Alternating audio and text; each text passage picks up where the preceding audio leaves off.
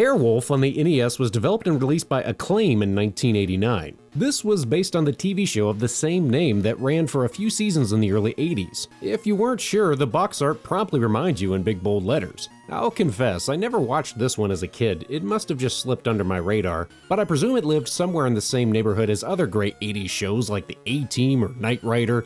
I practically lived on the adventures of Michael Knight and his car Kid. That show was so epic. Anyway, Airwolf was a top-secret, high-tech military helicopter, and the crew would go tooling around on missions saving the day each week. So that sounds like a pretty decent premise for a video game, and well, here you go, Airwolf on the NES. At a glance, this looks pretty similar to NES Top Gun, where you take on a first-person perspective from the cockpit, but instead of flying straight through, you're actually supposed to be rescuing hostages. In fact, that's all you do. No, really, each mission is just comprised of rescuing hostages while shooting down or avoiding enemies, then fly to the edge and the level ends. You've got a radar and the symbols represent hostages, enemy aircraft towers, and fuel silos. You've got your standard machine gun weapon as well as a supply of heat-sinking missiles that you can fire off. To rescue the hostages, just fly toward them on the radar, and when you fly over them, you'll switch to this screen where you just have to gently maneuver your helicopter down to the ground, and the hostage will climb in and thank you for the lift. Yes, ma'am. You are welcome. So that's all there is to it. You don't even really have to engage with the enemies, and you can get through an entire stage in under 60 seconds. Check this out.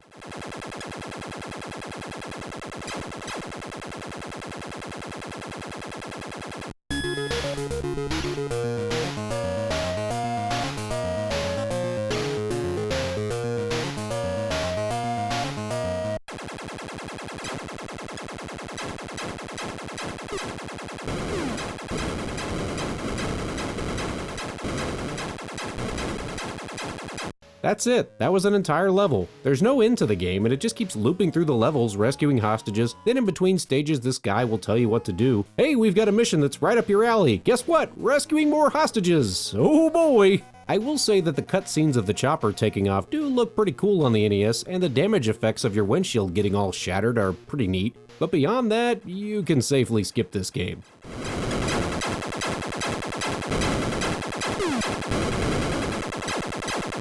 So it turns out there was a completely different version of Airwolf released on the Famicom in Japan. This version was developed by, I'm gonna screw this up, Kyogo Boyuki in 1988, and hey, you might actually recognize some of these guys from the TV show. This version is a horizontal shooter, and it's a little better than the version that we got in the US, but not by much. The game just doesn't run that well. It's all herky-jerky and the background is pretty ugly. Sometimes if too many things are on screen at once, you just can't fire bullets. It's a mess. If you push the A button, you can blast forward all fast and it makes you invincible, but you burn up fuel when you do that, so you'll want to pick and choose your spots, like if there's just too much crap going on screen at once. Also, the game over screen goes all Planet of the Apes here with a toppled Statue of Liberty and the torn up flag in the background. Wow! Weirdly enough, if you do manage to get to the end of the stage, the game switches to a first-person perspective when you fight the boss.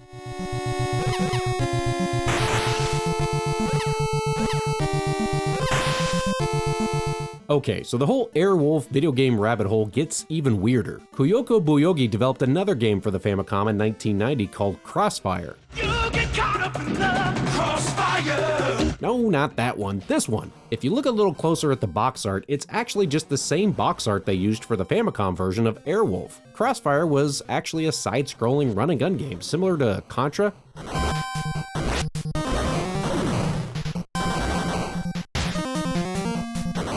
But then Kyogo Boyuki went crazy and also released a Sega Genesis game in the US called Crossfire, which is entirely different. And the Japanese version of the Sega Genesis version of Crossfire was called Super Airwolf. Well, that's a long, tangled, stupid road to get here. Half a dozen games in the show went off the air about 5 years before this game was released in 1991, but it turns out Super Airwolf Crossfire on the Sega Genesis or Mega Drive or whatever is actually pretty freaking cool. Top-down helicopter shooting, more top-down helicopter shooting with a zoomed-in perspective on your chopper, and you've got some top-down shooting areas on foot. Good music, fluid controls, and the graphics are excellent too. Hope you make a success. Good luck!